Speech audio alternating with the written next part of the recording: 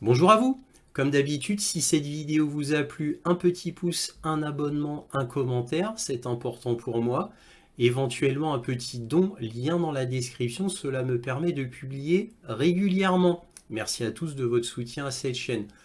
Donc là, il m'est arrivé deux mésaventures et hasard, je ne sais pas, en tous les cas, ils ont coïncidé à un jour près. Eh bien, il y a YouTube qui, à nouveau, m'empêche d'avoir des liens cliquables dans la description et m'empêche d'épingler mes propres commentaires. Voilà. Alors, comme la première fois, paraît-il que je ne publie pas assez de vidéos d'après YouTube. Et comme je ne publie pas assez de vidéos d'après eux, eh bien, mon identité est encore un petit peu floue. Ils n'arrivent pas trop à m'identifier. Je parle au niveau du login, mot de passe, de qui je suis, mon adresse email. Ah, ils sont pas sûrs encore. Je ne vois pas le rapport, mais c'est l'excuse donnée. J'ai un beau logo hein, en me disant ah, il faut absolument fortifier votre historique de vidéos parce que vous savez, là, c'est pas assez. Alors, on vous bloque les liens cliquables dans votre description et vous pouvez plus épingler. Ah oui, parce que c'est pas assez étoffé. Le prétexte est à pleurer tellement c'est grotesque, mais c'est comme ça. Et c'est la deuxième fois qu'ils me font le coup à Google. Donc pour ceux qui veulent par exemple me faire un don, eh bien faites un copier-coller du lien dans la description ou allez dans l'à propos de ma chaîne et là les liens sont directement cliquables. Maintenant, le fait que je ne puisse plus épingler mes commentaires, ça c'est ennuyant. Bon, c'est pas gravissime, mais c'est un peu ennuyant. Il faudra que je publie, par exemple, régulièrement le timing de ma conclusion et le timing de ma carte militaire, parce que je publie en commentaire épinglé le temps exact quand apparaît ma conclusion et quand apparaît la carte militaire, afin que pour ceux qui veulent directement passer à la conclusion et à la carte militaire, sachent où aller tout de suite. Alors là, ça va être un peu plus pénible pour moi.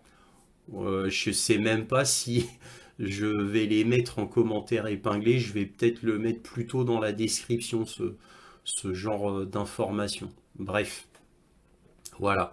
Et à un jour près, coïncidence ou non, je ne sais pas, PayPal a bloqué donc le transfert des dons que je reçois. Et oui. Et donc là, il faut qu'ils revoient mon identité. Là, ils sont pas sûrs de mon identité. Ça fait 2 ans que je tourne avec PayPal et bien d'autres, hein. PayPal, c'est mon système de paiement le moins aimé. Si possible, pour ceux qui veulent me faire un don, bah, moi, ma priorité, ce serait Buy Me a Coffee. Ça, pour les dons, c'est ce qu'il y a de mieux pour moi. Parce que Tipeee et PayPal marchent avec le système bancaire PayPal. Tipeee maintenant marche avec PayPal, hein.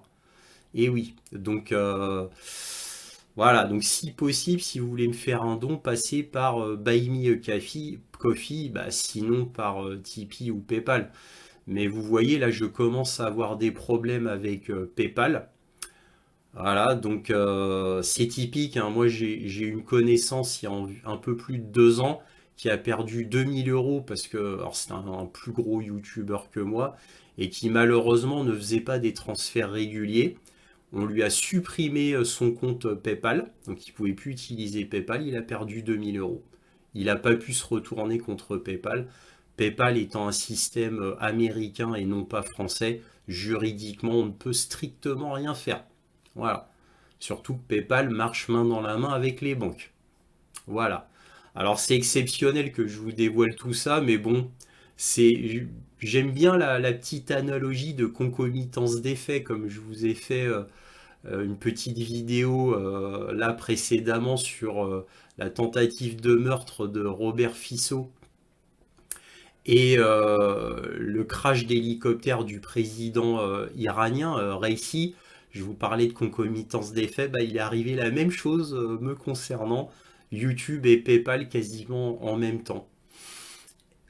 sont-ce des signes avant-coureurs qui vont faire que je vais être dans des ennuis bientôt et que je pourrai difficilement publier sur YouTube? Nous verrons bien. N'oubliez pas en tous les cas de prendre le lien Odyssée qui est ma chaîne de référence. Gardez bien ce lien sous le coude au cas où vous ne me voyez plus sur YouTube. Si vous ne me voyez plus sur YouTube, allez sur le lien Odyssée qui, je le rappelle, est ma chaîne de référence. De toute manière, tous les youtubeurs dont leur chaîne est supprimée, à la fin, ils se retrouvent tous sur Odyssée, hein, ou Rumble, ou les deux. Bref, voilà, c'est exceptionnel que je parle longuement de mes petites mésaventures. J'arrête là. En tous les cas, merci de votre soutien à cette chaîne, pour ceux qui me soutiennent, bien évidemment. Donc là, comme d'habitude, cette vidéo est en 3 parties. Vous avez les informations générales qui seront suivies de ma conclusion et enfin la carte militaire afin que vous sachiez ce qui se passe sur le terrain en Ukraine. Bref, donc là, en titre principal, on a Zelensky qui n'est plus président depuis le 20 mai. Alors je rappelle que l'année dernière, il devait faire une élection. Il ne l'a pas faite, donc déjà c'était illégal constitutionnellement. Donc normalement il aurait dû perdre sa présidence l'année dernière. Mais bon, bref, voilà, il n'a pas fait. Donc le prétexte c'était qu'il y avait une guerre en Ukraine, ce qui techniquement est faux puisque l'Ukraine n'est pas en guerre contre la Russie et la Russie n'est pas en guerre contre l'Ukraine officiellement, puisque la Russie a fait l'opération militaire spéciale.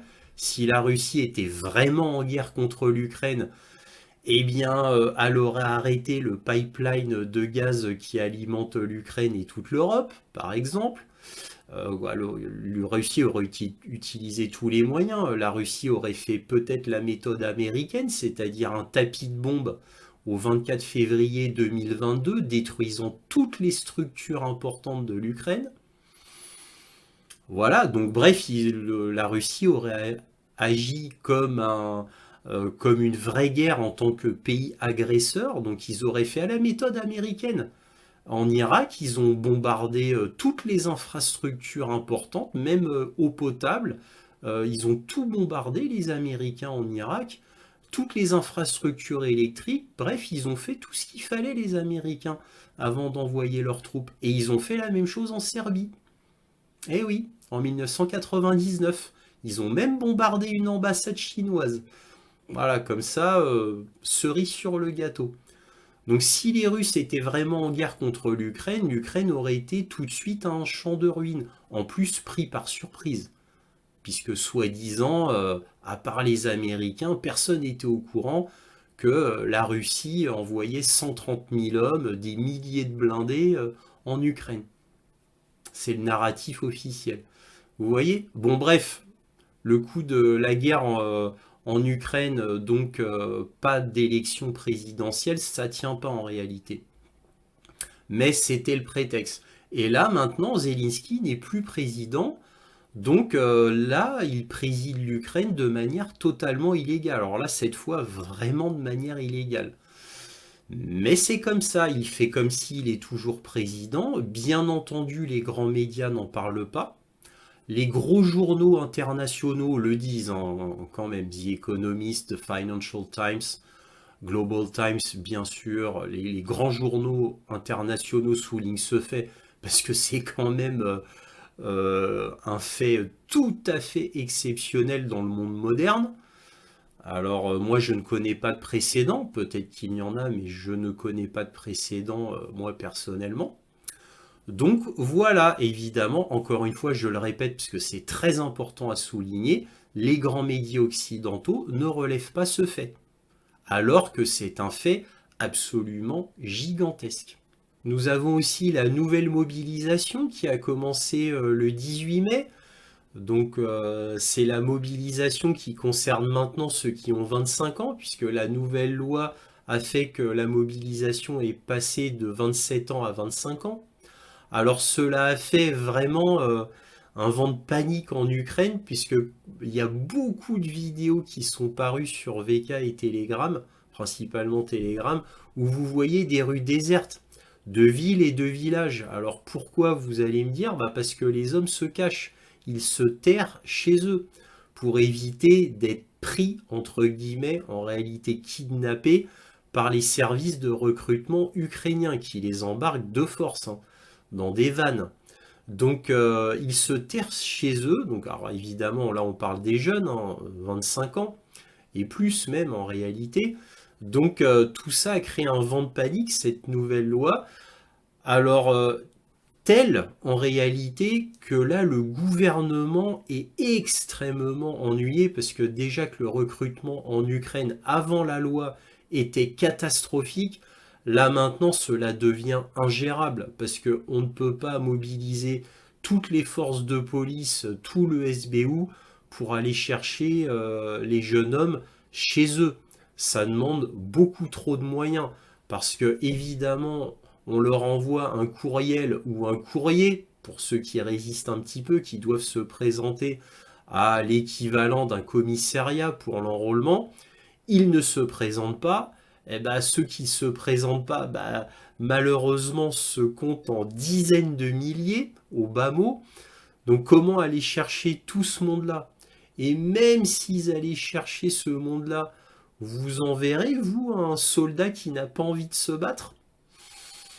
Et puis il faudra les former, bien évidemment. Donc tout ça complexifie énormément la situation en Ukraine. D'une catastrophe, là on en vient à une plus grande catastrophe concernant le recrutement. Là les journaux en parlent peu, les grands médias en parlent un petit peu, LCI en a quand même parlé, parce qu'il y a tellement de vidéos sur Telegram qui circulent montrant des rues désertes. Donc qu'ils sont obligés d'en parler, puisque en plus ça a un effet secondaire sur l'économie ukrainienne, vu que les jeunes hommes se terrent chez eux. L'économie qui était déjà en effondrement, il y a encore moins de consommation qu'avant. Les fêtes, etc., les consommations dans les restaurants, les bars, etc., etc., il n'y a plus tout cela. Quoi, plus, j'exagère un peu, mais c'est beaucoup affaibli.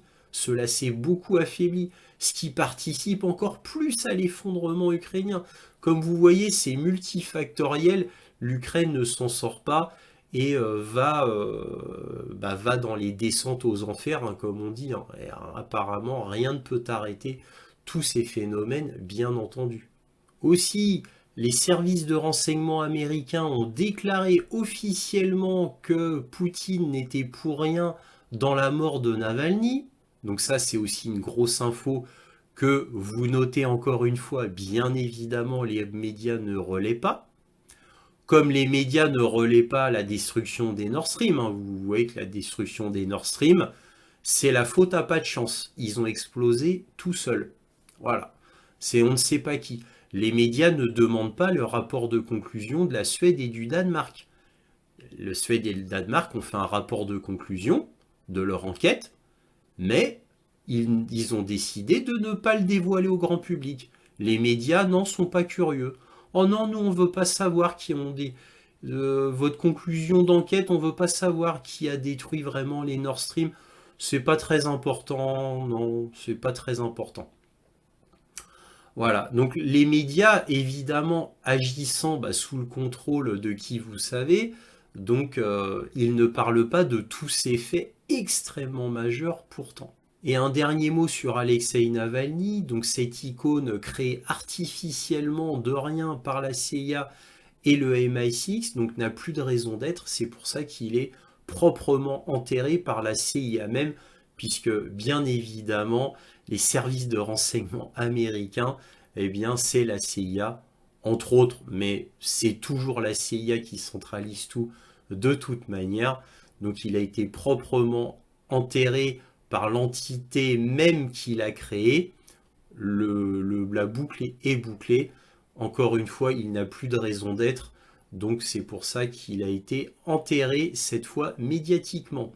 Bref, donc là maintenant, autre nouvelle importante, nous avons des nouvelles du front.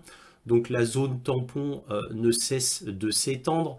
bien évidemment, avec un rapprochement vers Kharkov, qui est la deuxième plus grande cité ukrainienne. L'Occident est en panique, l'Ukraine est en panique, à tel point que Zelensky a fait une intervention télévisée en Ukraine en disant qu'il y avait une contradiction, une incohérence vis-à-vis de l'Occident, qui à la fois voulait que l'Ukraine gagne la guerre, mais ne voulait pas que la Russie perde la guerre.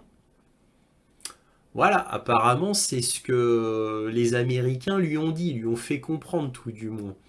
Donc il n'est pas content, parce qu'il voudrait une cohérence là-dedans. Et là, il a raison. Là, je suis entièrement d'accord avec lui.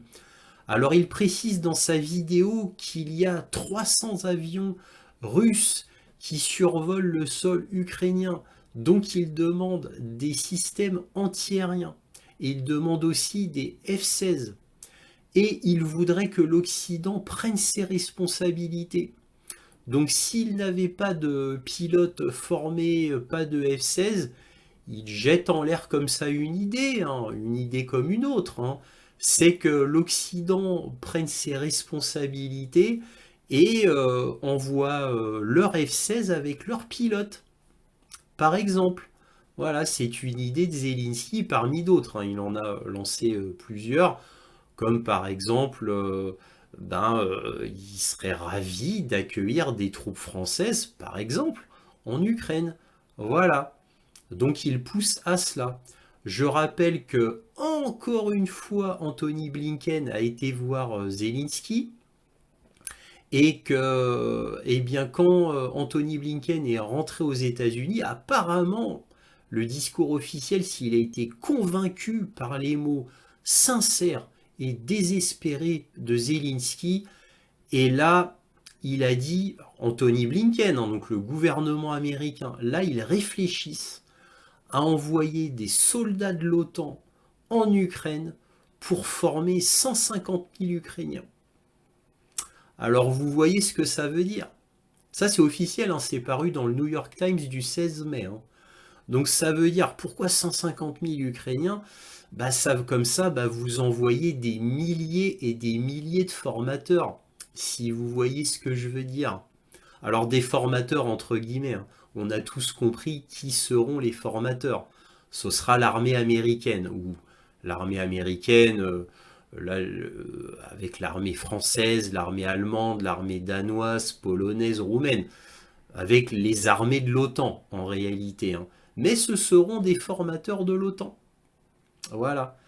Alors, il y en a qui parlent aussi de formateurs américains, c'est-à-dire de vrais soldats américains, donc non plus sous la bannière de l'OTAN. Alors ça, c'est une rumeur que j'ai entendue, je n'y crois pas trop. Donc je reste sur le papier du New York Times qui parle de formateurs de l'OTAN pour former 150 000 Ukrainiens. Je reste là-dessus, hein. Bon, après, tout est possible maintenant, hein. Nous verrons bien. Bref, donc voilà, donc là c'était concernant Zelensky, mais il ne faut pas oublier aussi tout ce que disent les médias, parce que là les médias nous disent, ah là de plus en plus les Russes veulent envahir Kharkov, prendre tout Kharkov de force, comme ça, envahir avec des forces militaires comme à Bakhmut, comme à Avdiivka, etc. Bon évidemment c'est complètement idiot, cela n'a jamais été l'intention des Russes, mais dans les grands médias, on vous dit cela. Et ça leur permet de changer un petit peu le narratif en leur faveur, de passer la propagande en disant, vous voyez, les Russes voulaient envahir tout Kharkov, ils n'y arrivent pas, ce qui prouve que leur armée est vraiment très mauvaise. L'armée russe est vraiment très mauvaise. Ça vous rappelle pas les dires des médias qui vous disaient que les Russes n'avaient plus de missiles? Ça vous rappelle pas le fait qu'ils disaient que l'armée russe était indisciplinée, remplie surtout d'ivrognes, mal équipée, mal gérée, des mauvais commandants, une armée obsolète, dans le sens technologiquement obsolète, et certes l'OTAN serait moins nombreux face à l'armée russe, mais l'OTAN c'est quand même une technologie tellement supérieure à l'armée russe, et la motivation des soldats ukrainiens car est tellement énorme parce qu'ils sont tellement patriotes, ils veulent tellement sauver leur pays, donc cette motivation énorme fait qu'ils valent 10 soldats russes. Et oui, souvenez-vous de nos généraux de plateau, nos journaleux de plateau qui nous disaient ça.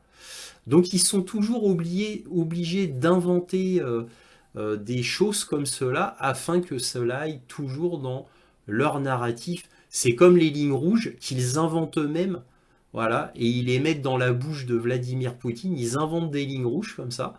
Ah, ça c'est une ligne rouge pour Vladimir Poutine. Alors là, il est vraiment pas content. L'envoi des F-16, ah là, il est vraiment pas content. C'était une ligne rouge que Vladimir Poutine avait donnée, hein. C'est comme les médias qui nous disaient que l'Ukraine devait être prise en 2 semaines par l'armée russe. Vous voyez à quel point l'armée russe avait été mauvaise, comment ils sont mauvais. Bah, en 2 semaines, ils devaient prendre l'Ukraine et ils n'ont rien pris du tout. Ils ont même fait une retraite. Pour vous dire, face à la superbe armée ukrainienne. Vous voyez tous ces narratifs qui se sont révélés grotesques dès le début et faux dans les faits, puisque le temps a montré que tout était faux, que tout leur narratif était faux.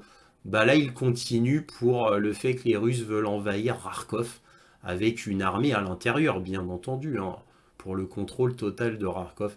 L'armée russe ne fera jamais cela, ça n'a jamais été leur intention. C'est ridicule au niveau militaire, c'est ridicule au niveau politique. Bref, alors excusez-moi, j'ai été un petit peu long, mais je tenais à souligner ce fait concernant le front.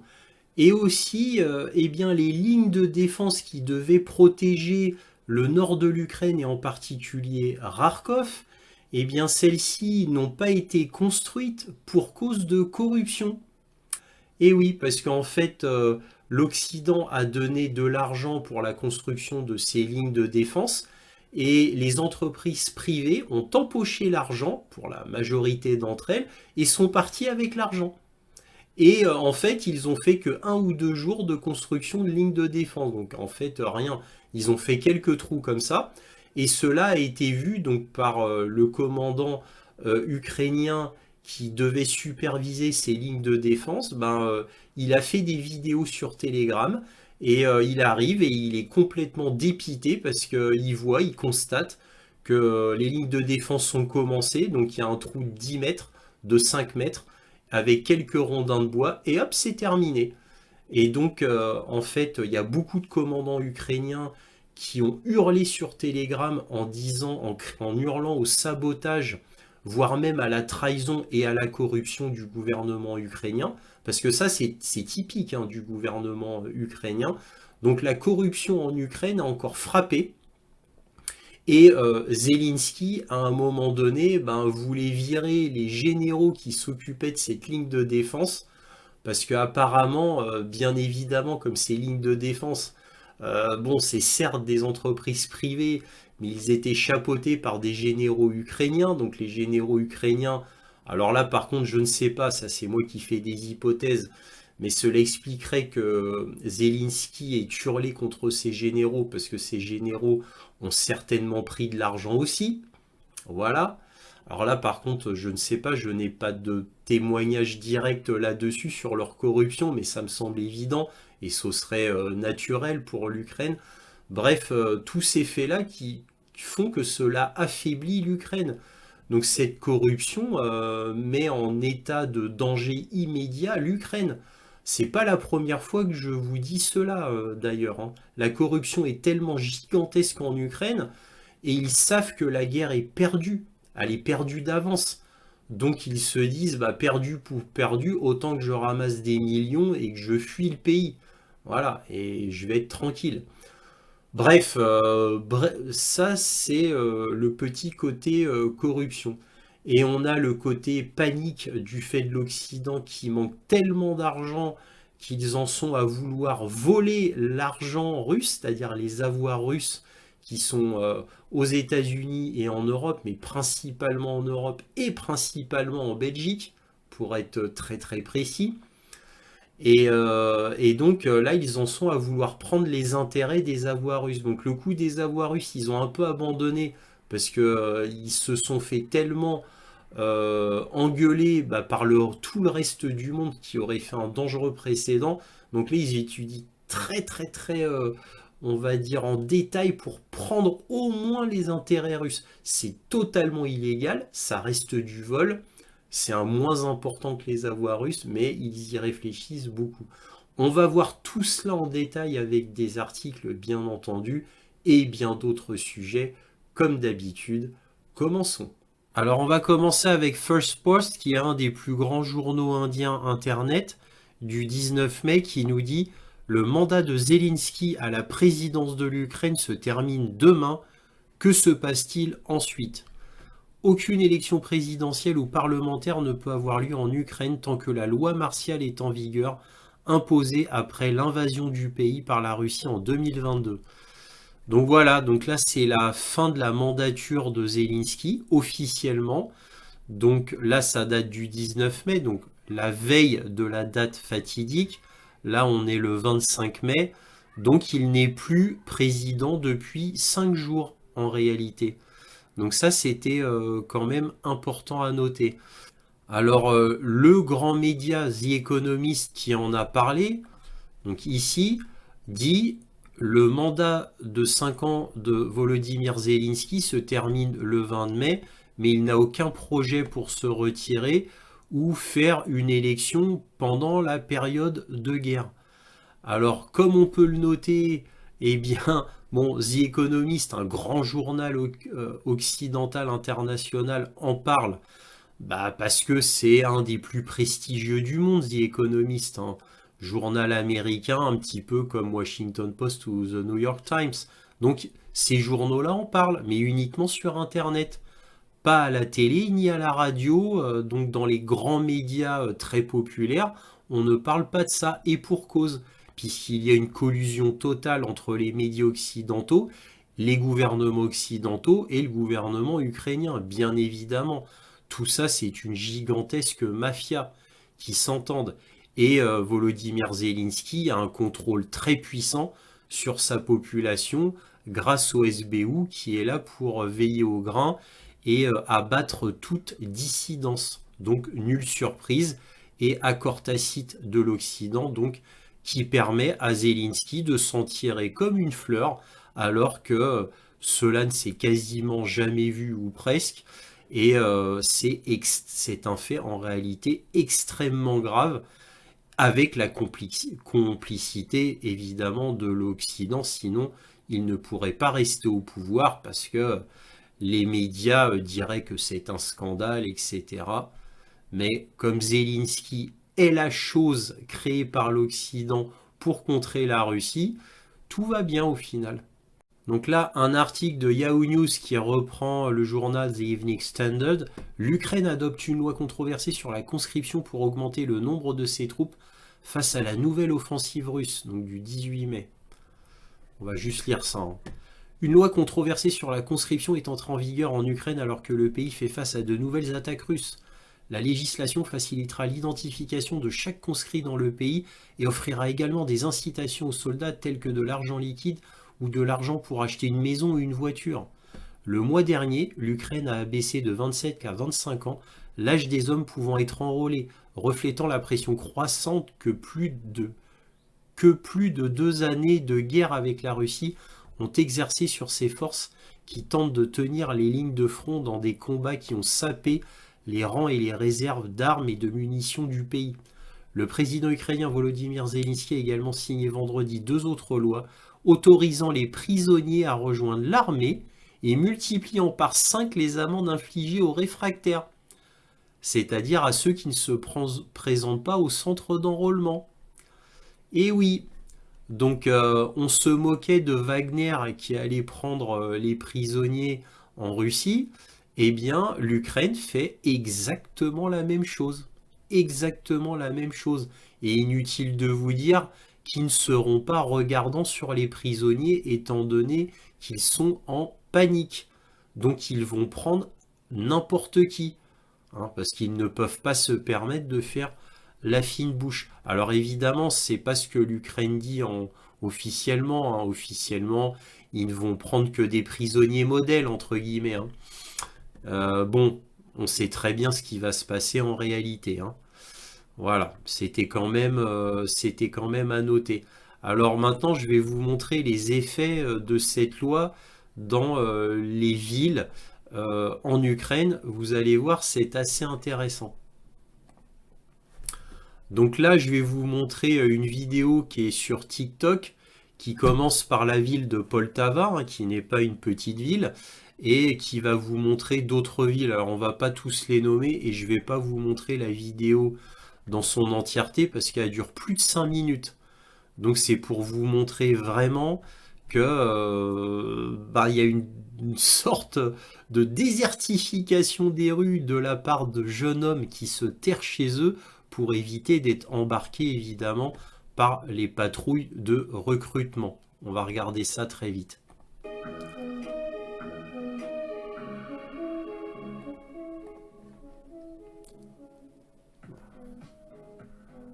Alors, comme vous pouvez le voir, ça dure 5 minutes 21. Hein.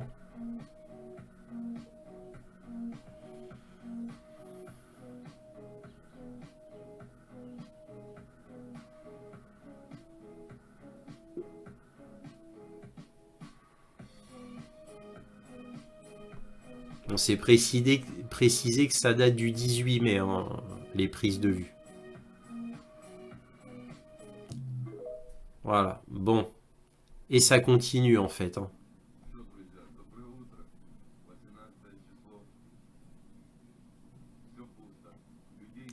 Voilà. Il n'y a personne, tout est vide. Et les gens, où êtes-vous? Tout le monde est à la maison.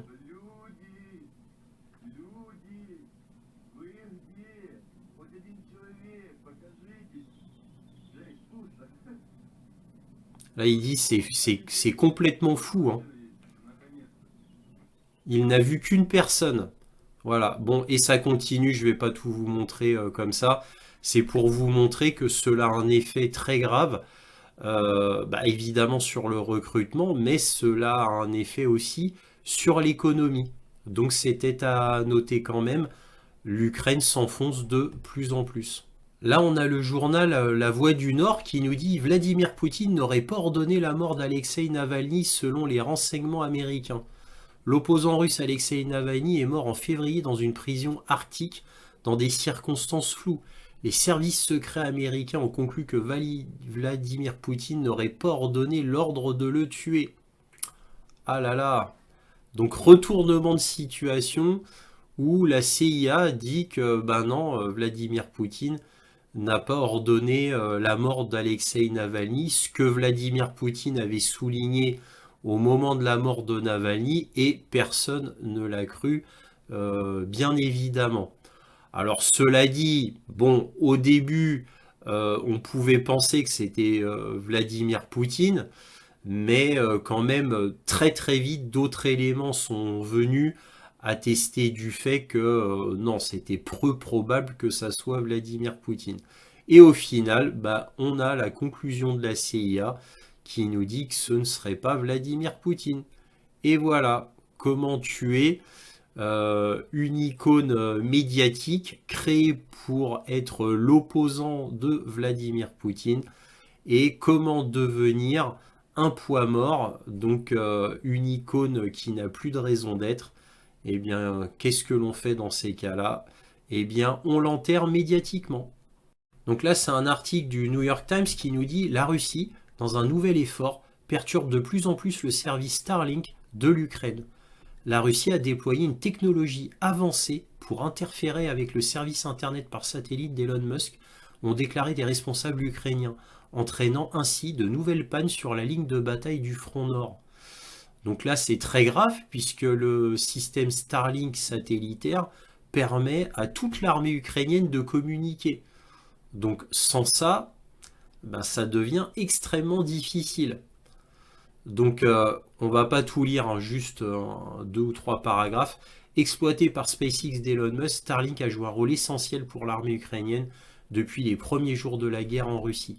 Sans un service complet, ont déclaré les soldats ukrainiens, ils ne pourraient pas communiquer rapidement et partager des informations sur l'attaque surprise et ont eu recours à l'envoi de messages textes. Leurs expériences se sont répétées sur la nouvelle ligne de front nord selon des soldats. Des responsables et des experts en guerre électronique ukrainiens au cœur des pannes, les interférences accrues de la Russie. Alors, on va pas tout lire comme je vous l'ai dit, mais là, on a quelque chose d'intéressant. Les Russes testent désormais différents mécanismes pour perturber la qualité des connexions Starlink parce que c'est très important pour nous, a déclaré M. Fedorov, sans donner de détails sur ce qu'il qualifie de puissant système d'armes électroniques. L'Ukraine communique constamment avec SpaceX pour résoudre les problèmes, a-t-il ajouté. SpaceX n'a pas répondu aux demandes de commentaires. Voilà. Donc là, on passe encore. Et là, qu'est-ce qu'on nous dit ici? Toute perturbation à des moments critiques du champ de bataille désavantagerait encore davantage l'armée ukrainienne déjà surchargée, ont-ils déclaré. Nous perdons le combat de guerre électronique, a déclaré Ajax. Donc c'est l'indicatif d'appel du commandant adjoint du bataillon de drones de frappe Achille du 92e, qui a décrit dans une interview les défis auxquels ses troupes ont été confrontées après l'échec de la connectivité Starlink. Un jour avant les attentats, il a été tout simplement fermé ses portes. Il a tout simplement fermé ses portes. Un jour avant, alors les attentats, c'est la traduction. Ça, il parle de l'avancée russe, hein, quand ils ont franchi la frontière et ils ont fait leur avancée d'une dizaine de kilomètres. Donc un jour avant l'avancée, plus de Starlink, a déclaré Ajax.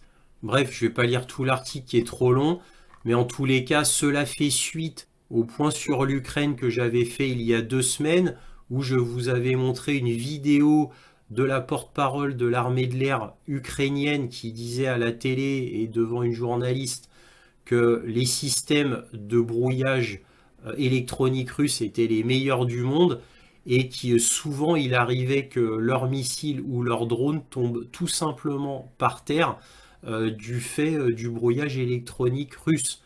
Donc c'est extrêmement inquiétant côté ukrainien. Là voici un article du Washington Post qui date du 24 mai, toujours sur le brouillage russe. Donc le brouillage russe rend certaines armes américaines de haute technologie inefficaces en Ukraine. Des évaluations ukrainiennes confidentielles obtenues par le Washington Post montrent comment les taux de précision de certaines armes occidentales ont chuté après que le brouillage russe a perturbé les systèmes de guidage. De nombreuses munitions guidées par satellite de fabrication américaine en Ukraine n'ont pas réussi à résister à la technologie de brouillage russe, ce qui a incité Kiev à cesser d'utiliser certains types d'armements fournis par l'Occident après la chute des taux d'efficacité selon des hauts responsables militaires ukrainiens et des évaluations internes ukrainiennes confidentielles obtenues par le Washington Post. Le brouillage par la Russie des systèmes de guidage des armes occidentales modernes, notamment des obus d'artillerie guidés par GPS Excalibur. Donc ça, c'est parmi les obus les plus complexes, les plus sophistiqués et les plus chers. Un obus Excalibur vaut environ 110 000 $ en 2024. Et du système de roquettes d'artillerie à haute mobilité ou HIMARS, capable de tirer des roquettes de fabrication américaine avec une portée allant de jusqu'à 50 miles, c'est-à-dire de mémoire 80 km environ, a érodé la capacité de l'Ukraine pour défendre son territoire et a laissé les responsables de Kiev demander de toute urgence l'aide du Pentagone pour obtenir des améliorations auprès des fabricants d'armes. La capacité de la Russie à combattre les munitions de haute technologie a des implications considérables pour l'Ukraine et ses partisans occidentaux, fournissant potentiellement un modèle à des adversaires tels que la Chine et l'Iran, et c'est l'une des principales raisons pour lesquelles les forces de Moscou ont repris l'initiative et progressent sur le terrain du champ de bataille. Alors, le taux de réussite des obus Excalibur de conception américaine, par exemple, a fortement chuté en quelques mois jusqu'à atteindre moins de 10% de leur cible, avant que l'armée ukrainienne ne les abandonne l'année dernière, selon les évaluations ukrainiennes confidentielles. Alors là, carrément, l'armée ukrainienne a abandonné les obus Excalibur du fait de leur inefficacité. Alors que d'autres reportages ont décrit les capacités supérieures de guerre électronique de la Russie, les documents obtenus par The Post incluent des détails inédits sur la mesure dans laquelle le brouillage russe a contrecarré les armes occidentales. La technologie Excalibur dans les versions existantes a perdu son potentiel, constatent les évaluations, ajoutant que l'expérience du champ de bataille en Ukraine a réfuté sa réputation d'arme à un coup une cible. Du moins jusqu'à ce que le Pentagone et les fabricants américains abordent le problème. Donc là, il vous montre certaines armes qui sont arrêtées par le brouillage russe. Donc vous voyez les bombes planantes JDAM, vous voyez les roquettes lancées depuis les HIMARS et vous voyez les obus Excalibur. Bref, tout ça pour vous montrer que là c'est la pure panique, hein, parce que le brouillage de guerre russe est tellement puissant qu'il arrête même le réseau Starlink et il ne cesse de devenir plus puissant avec le temps. Alors c'est extrêmement inquiétant. Évidemment, le Pentagone ne peut strictement rien faire, il n'a pas le temps pour parer tout cela. Donc tout cela est absolument effrayant. Je pense que ce que je vous avais montré il y a 2 semaines, c'est-à-dire la porte-parole de l'armée ukrainienne qui disait horrifié que la plupart des armes envoyées contre la Russie, cela incluait des missiles, des roquettes, les drones, beaucoup tombaient simplement par terre. Et ça, ce n'est pas moi qui le dis, c'était cette dame-là, et je vous avais montré la vidéo, hein. Donc c'est extrêmement grave. Et là, on a la confirmation, enfin côté occidental, par le Washington Post. Alors là, c'est un article du Washington Post du 13 mai. Pourquoi les troupes russes peuvent soudainement avancer vers Kharkov? Washington et Kiev ont tous deux commis des erreurs et Moscou en profite. Alors, comme d'habitude, on ne va pas lire tout l'article, on va lire le plus intéressant. Pourquoi les Russes connaissent-ils ce succès soudain? L'explication est une combinaison de prouesses militaires russes et d'erreurs ukrainiennes et américaines. Les forces russes ont amélioré leur performance au combat depuis les premiers jours de la guerre, alors qu'elles semblaient incapables de faire quoi que ce soit de bien. J'adore, hein, c'est Washington Post, hein. Le biais journalistique est énorme. Mais bon, bref, ils s'adaptent aux conditions du champ de bataille, par exemple en utilisant des motos pour avancer rapidement vers les lignes ukrainiennes, plutôt que de s'appuyer sur des chars lourds et des véhicules blindés qui peuvent facilement être abattus par les drones et l'artillerie ukrainiens. Plus important encore, ils ont utilisé de lourdes bombes planantes, les fameuses Fab 500, Fab 1500, Fab 3000, pour pulvériser les lignes ukrainiennes, tandis que leur propre système de guerre électronique brouille les drones et les roquettes ukrainiennes. Pendant ce temps, les forces armées ukrainiennes ont été gravement handicapées par le long retard dans l'approbation de l'aide américaine. Les troupes ukrainiennes se sont retrouvées dépassées par un ratio de 10 contre 1 en termes de munitions d'artillerie, et leurs munitions de défense aérienne sont également dangereusement faibles. Le Wall Street Journal rapporte qu'au cours des 6 derniers mois, l'Ukraine a intercepté environ 46% des missiles russes, contre 73% au cours des mois précédents. Alors je rappelle que ces chiffres sont des chiffres ukrainiens, qu'en réalité c'est beaucoup plus bas que ça, hein. Parce que évidemment les chiffres sont lourdement exagérés, comme je le dis depuis 2 ans, hein. Donc évidemment, ça c'est des chiffres ukrainiens, gardons toujours ça en tête, hein. C'est pas des chiffres américains. Le mois dernier, le taux d'interception des missiles est tombé à 30%. L'incapacité de l'Ukraine à fournir une défense aérienne adéquate aux troupes de première ligne signifie que la Russie a pu pour la première fois utiliser la puissance aérienne à un degré significatif. Tiens, c'est ce que je vous dis depuis des semaines. Voilà. Puisque comme ils n'ont pas de défense aérienne adéquate, comme c'est dit dans le Washington Post, ils peuvent significativement utiliser la puissance aérienne. Et oui, donc cela devient extrêmement grave pour l'Ukraine qui n'a presque plus de défense aérienne. Parce qu'encore une fois, les chiffres donnés, ce sont des chiffres du gouvernement ukrainien. Donc en gros, faut les mettre plus bas, ces chiffres, hein. Attention, hein. Donc c'est pour ça que les Ukrainiens peuvent plus rien protéger, hein. Voilà. et leurs propres troupes, puisque leurs propres troupes, de toute manière, n'a jamais pu bénéficier d'appui aérien. Donc ce qui est un non-sens au niveau militaire. Sans appui aérien, comment voulez-vous avancer déjà à la base? Et pourtant, c'est ce qu'ils font depuis plus de 2 ans, les Ukrainiens. Voilà. Donc en gros, les Ukrainiens avancent seulement si les Russes font une retraite. Mais dès que les Russes se battent, les Ukrainiens n'ont absolument aucune chance. Et cela s'est vu depuis plus de 2 ans. Hein, dans un combat vrai, c'est-à-dire quand les Russes se battent, les Ukrainiens perdent invariablement. N'oublions pas en effet les grandes avancées ukrainiennes dans l'oblast de Kharkov et dans l'oblast de Kherson, c'est-à-dire au nord et au sud. Cela fut possible grâce à une énorme retraite russe, puisque les Russes n'avaient pas prévu de se battre autant, puisque l'arrivée russe en Ukraine était là juste pour du bluff, pour impressionner Zelensky afin qu'il aille aux tables des négociations.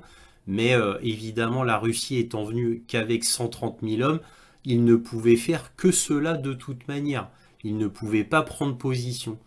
Donc comme les forces russes étaient très étalées et très petites à l'époque, comparées aux forces de maintenant, bien entendu, eh bien les Ukrainiens, eux, avec l'aide de l'OTAN, ils sont allés à fond. Et évidemment, les Russes s'attendaient à ce que les négociations soient un succès, mais ils ont été torpillés par les Américains et les Anglais. Donc les Russes ont dû faire une retraite, que ça soit sur Kharkov ou que cela soit sur Kherson, ou sur Kherson, les Russes ont fait une retraite en bon ordre en traversant un pont en plus. Donc ils ont pu se protéger en traversant un pont sur Kherson. Donc 22 000 hommes qui sont passés sur le pont et il n'y a eu aucun mort. Voilà, donc parce qu'ils ont fait une retraite en bon ordre. Voilà. Donc là, un article du Washington Post du 17 mai, la deuxième invasion russe de Kharkov a pris l'Ukraine au dépourvu. Malgré des mois de plaintes de la part des troupes concernant le manque et la fatigue, Kiev a mis du temps à accélérer sa mobilisation, laissant certaines zones du front en sous-effectif critique.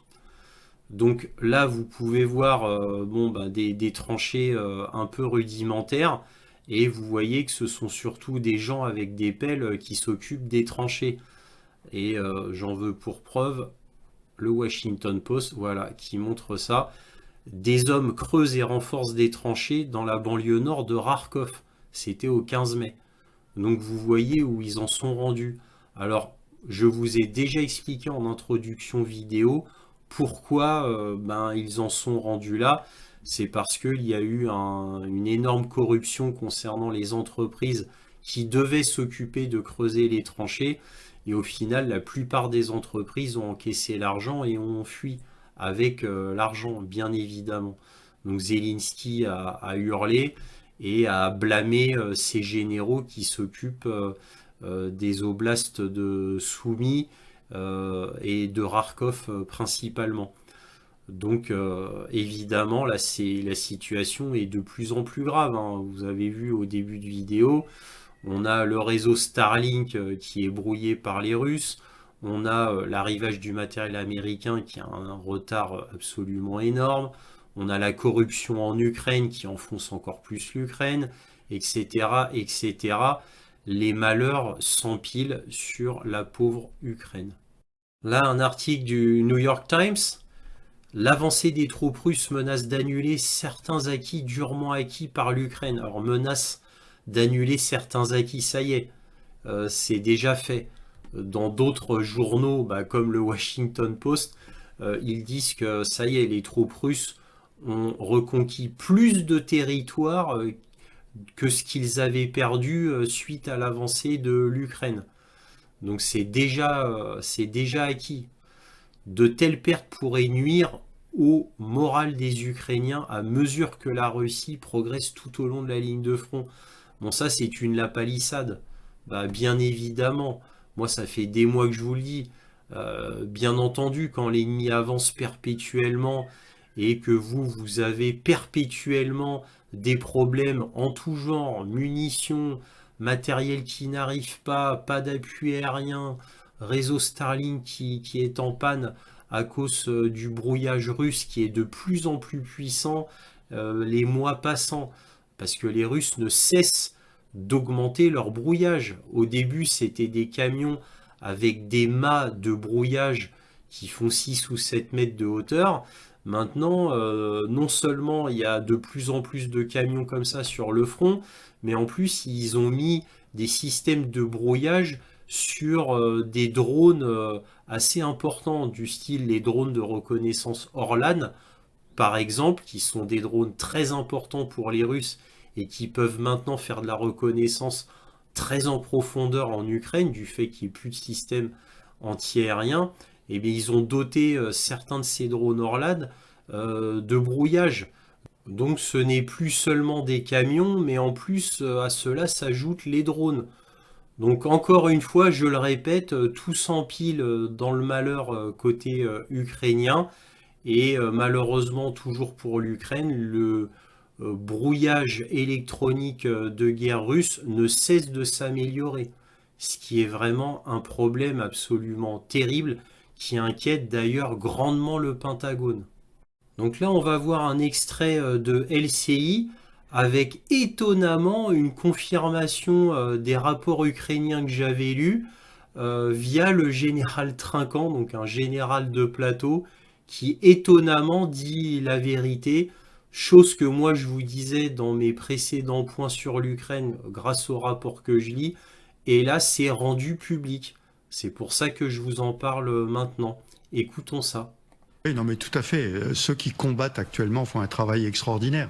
Et j'entendais ce soldat officier de renseignement, donc qui est obligé, qui nous passe les bonnes informations qui ont été filtrées, mais il disait que on se demande pourquoi le réseau défensif n'a pas été installé. Je rappelle que le commandant de la région a été relevé de son commandement parce qu'on pense que les entreprises qui devaient monter ces systèmes-là ont empoché l'argent, mais n'ont pas monté le système, et qu'il n'y a que le 3e rideau qui a été monté et qui permet aujourd'hui de tenir et d'empêcher que Kharkiv tombe.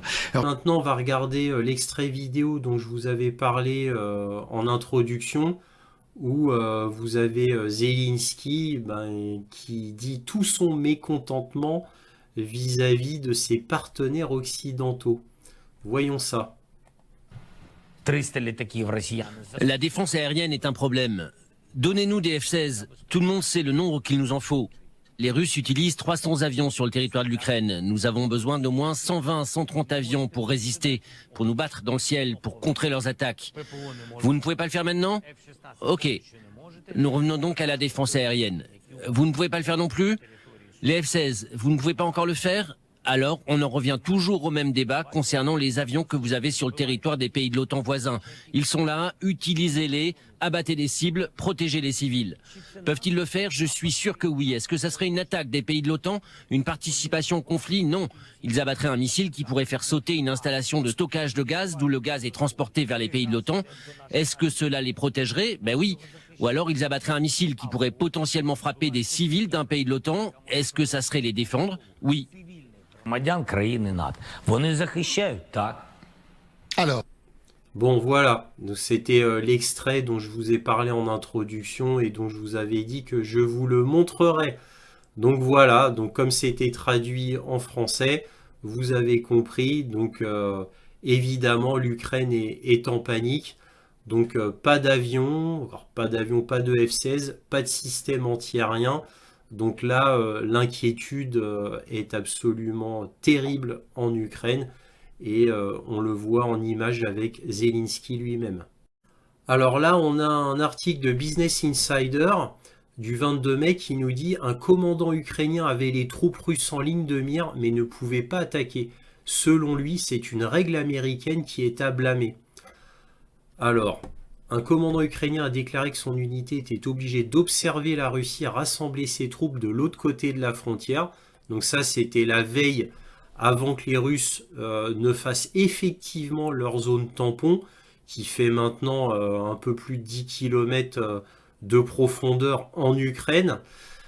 Et il a déclaré qu'il n'était pas autorisé à les attaquer avec des armes fournies par les États-Unis selon le Times, le London Times.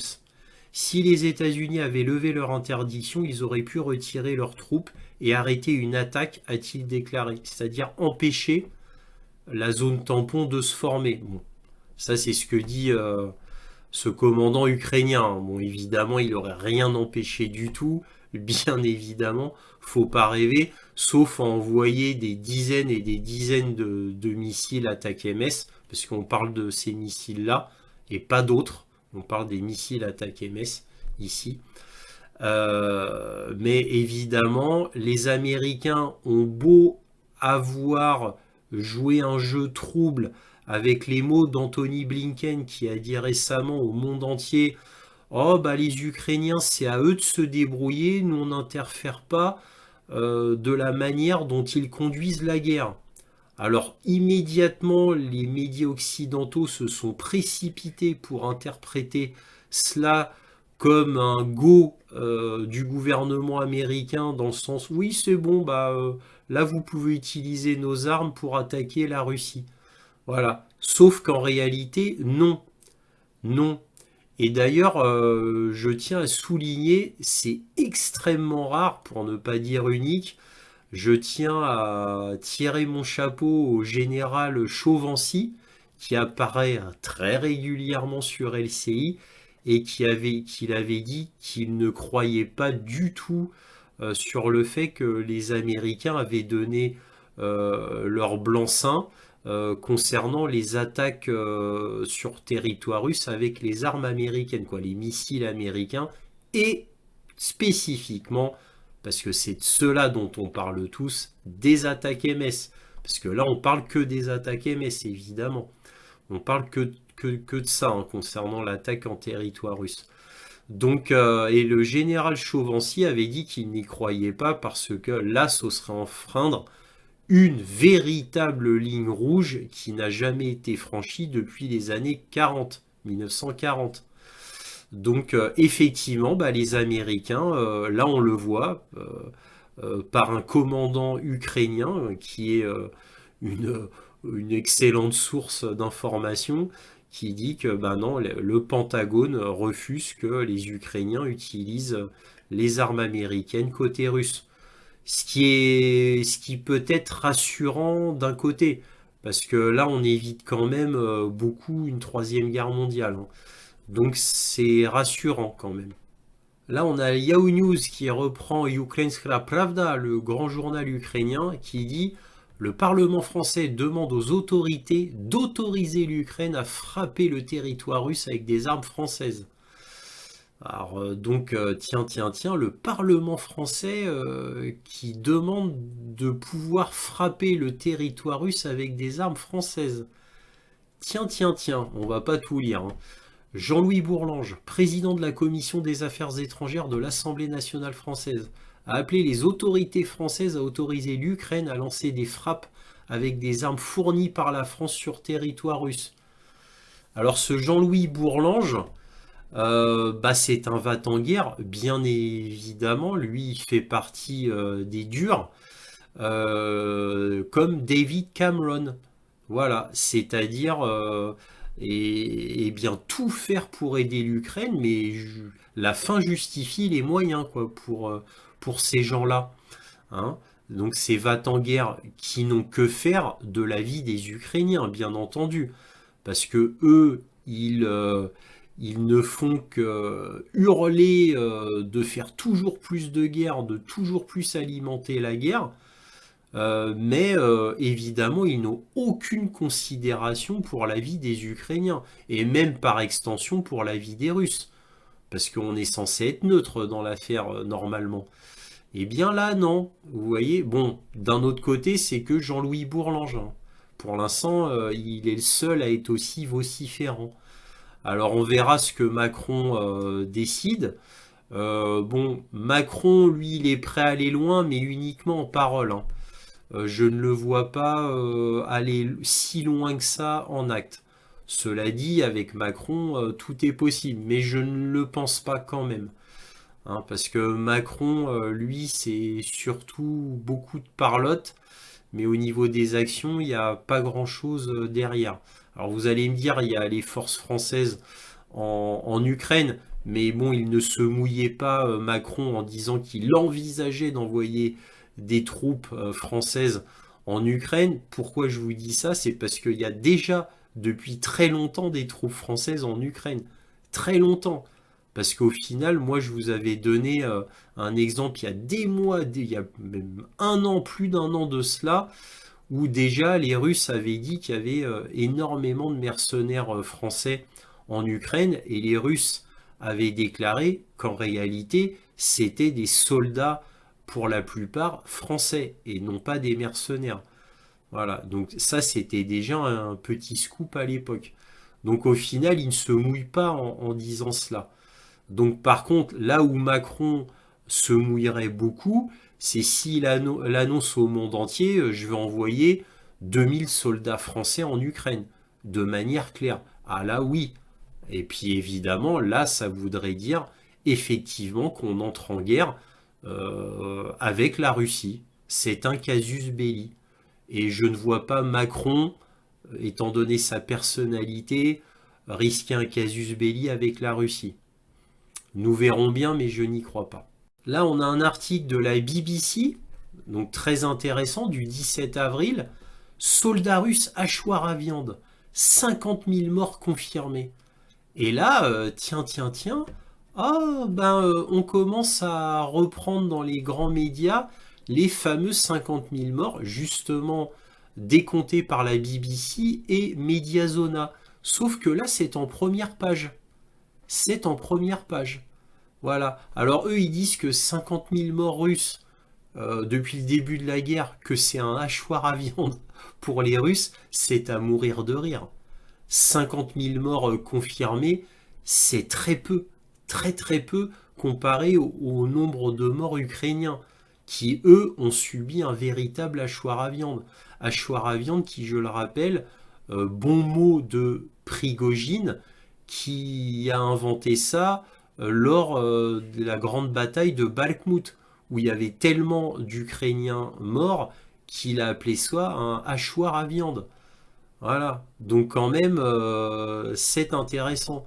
Le bilan des morts militaires russes en Ukraine a désormais dépassé la barre des 50 000, peut le confirmer la BBC. Au cours des 12 derniers mois en première ligne, alors que Moscou mettait en avant sa stratégie dite du hachoir à viande, ah bah ça c'est bien, ils le reconnaissent quand même, nous avons constaté que le nombre de morts était près de 25% plus élevé que la première année. Alors bon, bah d'accord, 25% plus élevé, d'accord. La BBC russe, le groupe de médias indépendants Mediazona et des bénévoles comptent les décès depuis février 2022. De nouvelles tombes dans les cimetières ont permis de fournir les noms de nombreux soldats. Nos équipes ont également passé au peigne fin les informations open source provenant des rapports officiels de journaux et de réseaux sociaux. Alors bon, ce chiffre-là, si vous me suivez, vous le connaissez déjà bien, parce que je vous en ai déjà parlé il y a quelques semaines. Alors moi, évidemment, je pense qu'en fait, il y en a plus. Donc maintenant, je dirais environ 55 000 pour être beaucoup plus exact. Et 55 000 me semble très proche de la vérité d'après tout ce que j'ai pu lire. Alors évidemment, je ne peux rien confirmer, ce n'est que mon opinion, mais c'est une opinion quand même éclairée, parce que des rapports, maintenant, en 2 ans, j'en ai lu des centaines et des centaines. Donc sans compter toutes les sources occidentales que je vous ai présentées. Bref, donc au final, très peu, très peu. La dernière estimation des morts ukrainiens, alors après, c'est une bataille entre morts et blessés ou morts tout seul. Si on parle du colonel McGregor et de Scott Ritter, c'est-à-dire des références occidentales, eux ils disent 600 000 morts côté ukrainien, et ils ne comptent pas les blessés là-dedans. Et certains d'autres experts disent 600 000 morts et blessés, graves blessés. Hein. Là on parle des blessés graves, hein, qui peuvent d'ailleurs mourir après. Donc selon les sources. Voilà. Mais en gros, c'est cohérent, 600 000 morts, véritablement morts, ce serait cohérent puisque Valéry Zaloujny, l'ex-chef d'état-major ukrainien, disait qu'il perdait environ 30 000 hommes par mois. Donc voilà ce qu'on pouvait dire concernant les morts. Là, on a un article du Washington Post du 18 mai. Avec son réseau énergétique presque détruit, l'Ukraine craint déjà l'hiver. Les sociétés énergétiques ukrainiennes se démènent pour réparer les centrales électriques endommagées par les missiles russes avant que les températures glaciales ne s'installent. Alors oui, il faut savoir que toutes les centrales électriques au charbon, à ma connaissance, ont été détruites.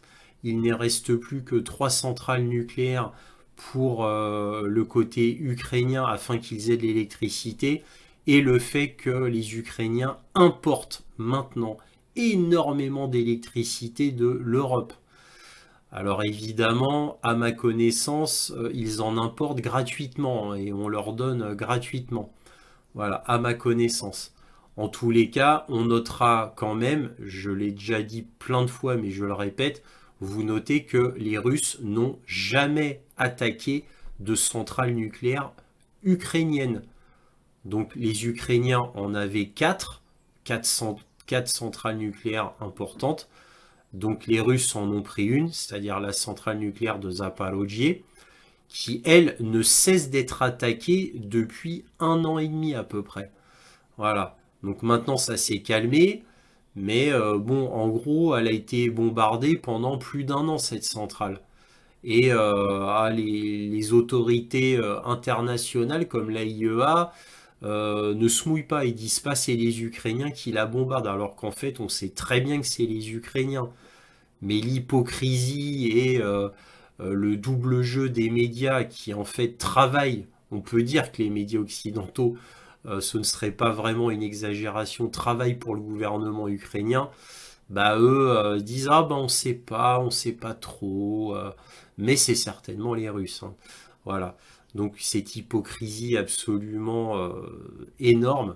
En tous les cas, bien évidemment, comme je vous l'ai déjà dit dans d'autres points sur l'Ukraine, on ne fait pas une guerre avec presque plus d'électricité, on ne peut pas faire une guerre sur des groupes électrogènes.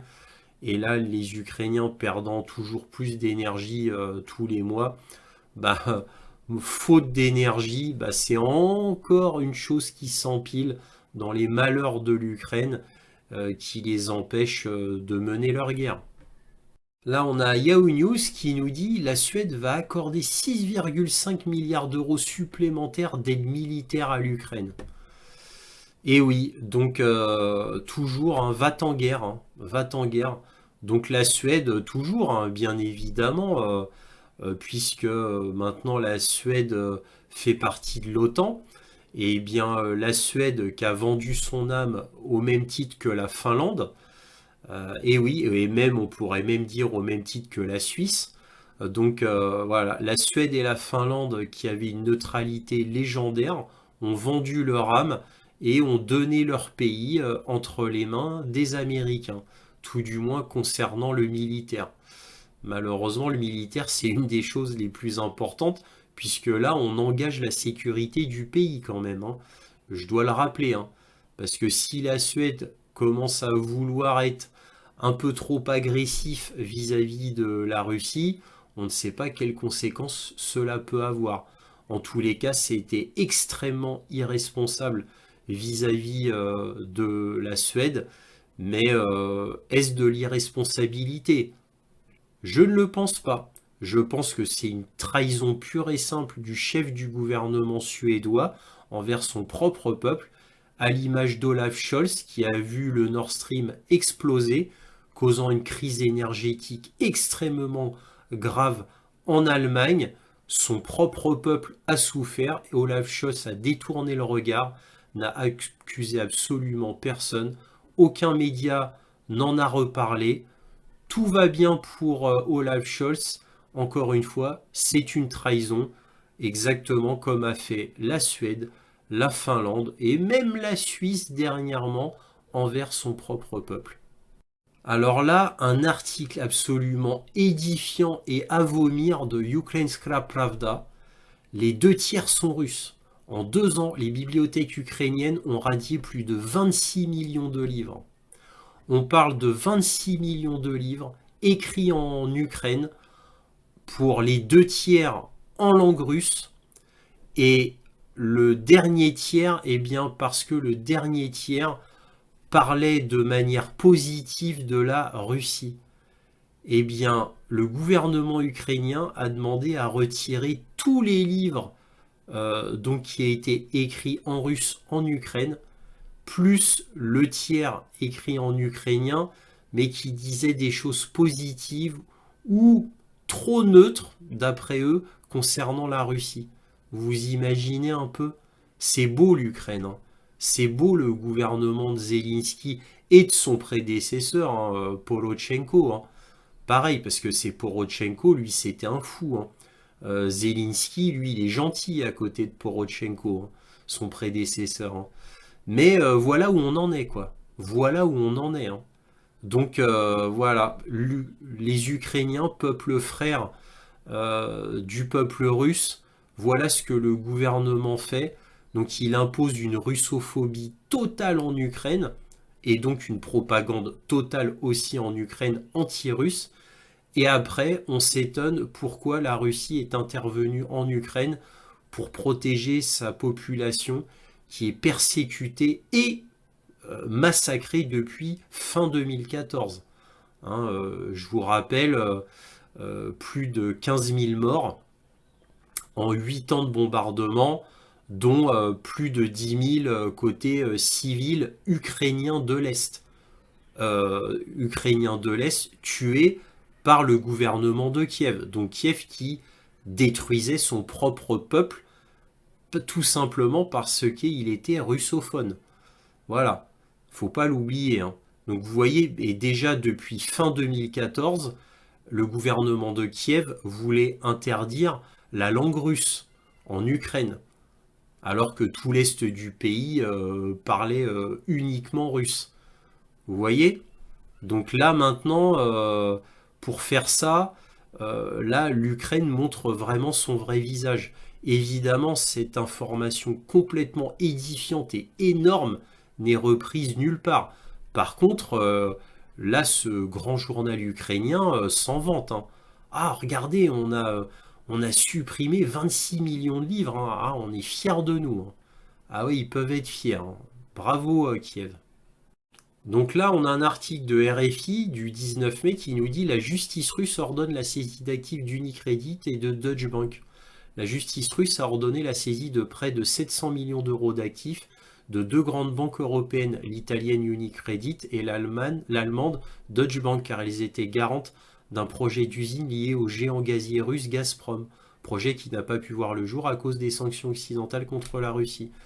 Donc voilà, la Russie, dont l'Occident pensait qu'elle était faible parce que n'agissant jamais, donc on voyait Vladimir Poutine comme quelqu'un de faible, et bien voilà, à force de taper sur l'ours, et bien l'ours qui, avec sa grande patience, pourtant ne disait rien, bah enfin réagit.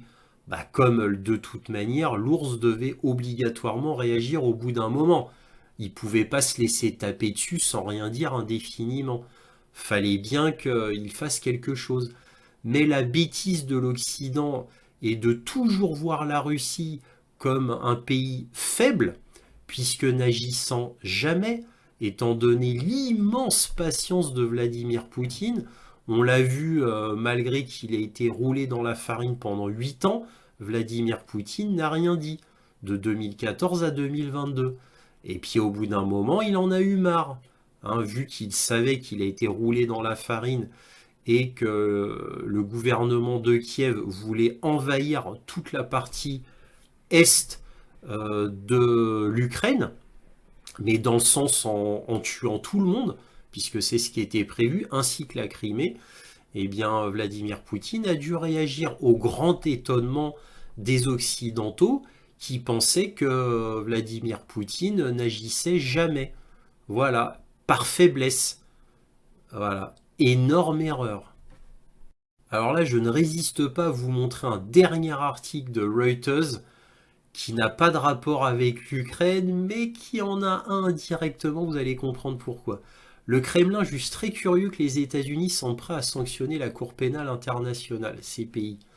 Alors là, c'est Dimitri Peskov qui dit cela, parce que les États-Unis envisagent sérieusement de sanctionner la Cour pénale internationale, parce que la CPI a émis un mandat d'arrêt international contre Netanyahou pour crimes de guerre et crimes contre l'humanité. Donc les États-Unis, vraiment aucune dignité, aucun honneur, vraiment c'est une mentalité à vomir. Parce que les États-Unis sont très contents que la CPI ait émis un mandat d'arrêt international contre Vladimir Poutine, parce qu'il aurait soi-disant enlevé des milliers d'Ukrainiens et qu'il les aurait de force kidnappés pour les envoyer en Russie. Voilà. Alors là, par contre, aucun problème. Là, la CPI, très très bien, bravo la CPI. Par contre, quand c'est Israël qui est touché, là, les États-Unis sont outragés et veulent sanctionner la CPI. Vous imaginez un peu le deux poids, deux mesures qui est encore une fois tellement grotesque qu'on est dans la caricature de la diplomatie. Là, on voit le vrai visage des États-Unis qui est encore une fois à vomir. Franchement, je ne trouve pas d'autres mots à la mesure pour cela. Je ne vois pas d'autres mots. C'est à vomir, je le répète. Mais bon, bref, passons. Allons à la conclusion. Alors, conclusion. On a un président, Volodymyr Zelensky, qui est officiellement plus président depuis le 20 mai, et ça passe. Accord tacite du monde occidental. Alors tant qu'il y a un accord tacite du monde occidental, on fait comme si c'était légal et que tout allait bien, alors que c'est totalement illégal. C'est comme le fait qu'il n'a pas fait de élection l'année dernière, c'est illégal et pourtant il l'a fait quand même. Donc voilà, donc il se maintient au poste présidentiel parce qu'il sait très bien qu'une fois qu'il ne sera plus président, eh bien toutes les affaires de corruption qui sont innombrables, il ne faut pas oublier que Zelensky était au centre des Pandora Papers, donc il a tellement d'affaires de corruption aux fesses, Zelensky, qu'il est, on va dire, dans la même situation que Netanyahou en Israël. Dès que Netanyahou ne sera plus chef d'État israélien, s'en sera terminé de Netanyahou. Zelensky le sait très bien, donc il s'accroche au maximum. Donc encore une fois, l'accord tacite de l'Occident fait qu'il y a un accord tacite des médias occidentaux. Bah oui, Zelensky c'est le poulain des États-Unis, donc c'est le poulain de facto de l'Union européenne. Donc tout va bien au niveau des instances internationales. Personne se plaint, bien évidemment. Bon, vraiment rien de surprenant dans ce fait-là. Ensuite, on a la mobilisation générale qui est passée de 27 ans à 25 ans, qui a été une catastrophe pour l'Ukraine. Alors pourtant, il y a eu un moment de flottement parce que à la Rada, donc au Parlement ukrainien, eh bien, il y avait des dissensions là-dessus. Donc, vraiment, le peuple ukrainien était très divisé. Donc, il y avait toujours une espérance des jeunes, mais cette espérance donc a volé en éclats. Et surtout que quand c'est passé, il y a beaucoup de parlementaires qui ont dit que la prochaine fois, ça passera à 18 ans. Donc évidemment, tout ça les met en panique. Je parle des jeunes Ukrainiens. Et comme vous avez pu le voir en vidéo, c'est une longue vidéo de plus de 5 minutes pour vous montrer comment ça se passait dans plusieurs villes. Eh bien, c'est pour vous dire que c'est la panique. Ils se terrent chez eux pour éviter d'être ramassés par les patrouilles de recrutement, qui en gros est un groupe de kidnappeurs, pour dire les choses très concrètement. Donc c'est la panique, cette fois au niveau de la population ukrainienne, qui ne veut pas aller se battre. Tous les sondages qu'on vous donne en Occident sont bien sûr des sondages fabriqués. ne valent absolument rien, faits uniquement à Kiev, bien évidemment. Et encore une fois, c'est comme les sondages des élections en France. Tous ces sondages sont bidons, comme chacun sait depuis des décennies, puisqu'ils sont commandés par le gouvernement. Bah, là, c'est pareil. Vous vous doutez bien qu'un sondage qui irait vraiment à l'encontre du gouvernement ukrainien, bah, il ne paraîtrait pas dans les journaux ukrainiens. Ce ne serait pas accessible aux médias, bien évidemment. C'est complètement normal. Quoi. Dans nos démocraties, c'est complètement normal. L'Ukraine n'est pas une démocratie, bien évidemment, c'est une des pires tyrannies qui soit, qui ne prend même pas des gants pour mettre les oripeaux de la démocratie, même pas. Et oui, n'oublions pas qu'il n'y a qu'un seul canal d'information en Ukraine et que tous les partis d'opposition ont été interdits il y a 2 ans. Donc il n'y a aucune liberté d'expression en Ukraine. Et d'ailleurs, je vous avais parlé de 2 journalistes importants américains et anglais qui étaient à Kiev, qui ont dû s'exiler. J'avais fait une vidéo exprès sur ces deux-là il y a 2 ans. Donc on a le cas de Gonzalo Lira, ce journaliste qui a défrayé la chronique, parce que oui, il est passé dans nos journaux très vite, mais on n'en a plus parlé, alors que son cas a été remonté jusqu'à l'ONU. Et pourtant, bah, Gonzalo Lira, malgré qu'on en ait parlé dans le monde entier, très vite certes, eh bien il a fini torturé et est mort dans les geôles ukrainiennes. Un journaliste américain. Voilà. Donc voilà jusqu'où cela va. C'est exactement comme les Nord Stream dont je vous parlais en introduction. Est-ce que les médias ont demandé les rapports de conclusion à la Suède et au Danemark? Non, ils ne les ont même pas demandés. Ça ne les intéresse pas et pour cause. Il ne faut surtout pas en parler. Tout est comme ça. Tout est comme ça. Là, la mort de Navalny, d'après la CIA, n'a pas été du fait d'un ordre de Poutine. Est-ce que les médias en parlent? Non. Ils en parlent dans les médias internet, mais pas à la télévision ni à la radio. Et pour cause, c'est toujours la même chose. Toujours la même chose. Bref, sinon, concernant le front, bah, les Russes avancent toujours. Donc là, les 2 villages importants au nord, voilà, donc c'est des villages qui remplacent d'autres, hein, qui deviennent des vedettes. C'est Lipsi et Vovchansk. Voilà. Et bien, pour Lipsi, ben, les Russes sont en train de prendre ce village. Et pour Vovchansk, qui est plus à l'est, au nord à l'est, eh bien, les Russes ont pris 50% de ce village-là. Donc, ils avancent toujours au nord, donc c'est toujours une inquiétude forte au niveau du front ukrainien. On a vu que cette avancée a été permise aussi par le brouillage surpuissant russe, le brouillage électronique, qui fait que certains missiles, les drones, les roquettes et les obus Excalibur américains étaient tellement brouillés, tellement devenus inutiles que pour les Excalibur, les Américains ne les fournissent même plus à l'Ukraine. Donc il y a 2 semaines, je vous avais montré cette porte-parole de l'armée ukrainienne qui avait dit que le système de brouillage russe était le meilleur du monde et que quand ils envoyaient des missiles, certains missiles évidemment, pas tous heureusement, des roquettes ou des drones, bah, ils tombaient très rapidement. Il y avait un commandant ukrainien qui disait, alors dans une de mes vidéos, hein, moi j'avais repris un article de New York Times où un commandant ukrainien disait que leur drone faisait environ 150 mètres avant de tomber par terre.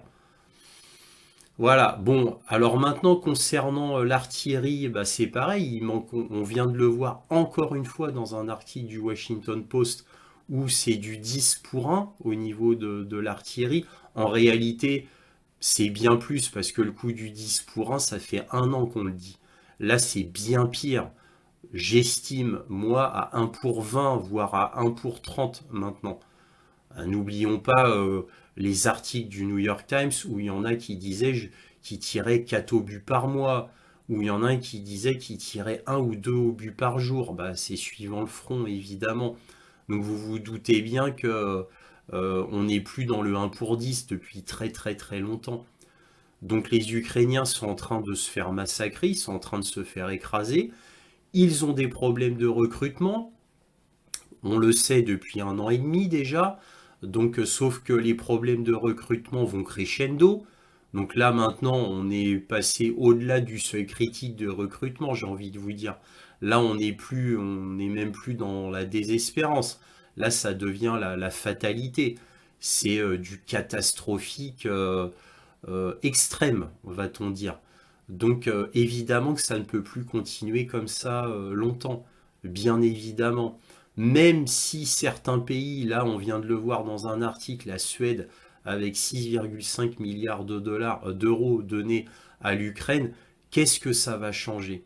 Les 6 milliards donnés là tout dernièrement par les États-Unis, les 400 milliards par les États-Unis qui trouvent, là tout dernièrement, hier, 275 millions de dollars encore trouvés par le Pentagone. Comme ça, ils trouvent des centaines de millions comme ça à donner à l'Ukraine, comme s'il fallait donner tout l'argent qu'ils avaient à l'Ukraine, tout, absolument tout, et que leur propre population au niveau domestique ne comptait plus.